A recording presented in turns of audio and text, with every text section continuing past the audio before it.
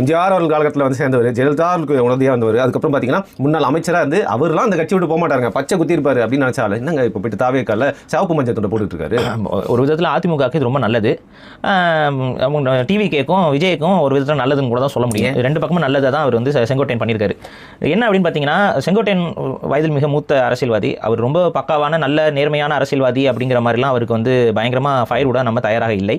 அவர் மேலே நிறைய பிழைகள் இருக்குது, நிறைய தவறான விஷயங்களுக்கு அவருடைய செயல்பாடுகள் காரணமாக அமைந்திருக்கிறது. அதில் மிக முக்கியமாக குறிப்பிட்டு சொல்ல வேண்டும் என்றால், நம்ம வாச்சாத்தி படுகொலைகளை பற்றி நம்ம பேசியிருப்போம், அங்கே நடந்த பெண்களுக்கு நடந்த துயரங்களை பற்றி பேசியிருப்போம்.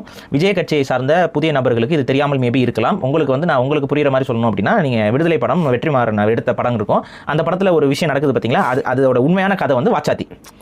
வீரப்பன் அவருடைய தேடுதல் வேட்டையிலையும் அங்கே இருக்கக்கூடிய சந்தன கடத்தல் அந்த காலகட்டத்தில் நடந்த பிரச்சனைகளில் அங்கே இருக்க பழங்குடி மக்கள் பெரிய அளவு வந்து வனத்துறையால் துன்புறுத்தப்பட்டார்கள். அந்த வனத்துறையோட அமைச்சராக அன்னைக்கு செயல்பட்டவர் தான், அந்த வாச்சாத்தி பிரச்சனைகள் நடக்கிற காலகட்டத்தில் செயல்பட்டவர் தான் திரு செங்கோட்டையன் அவர்கள்.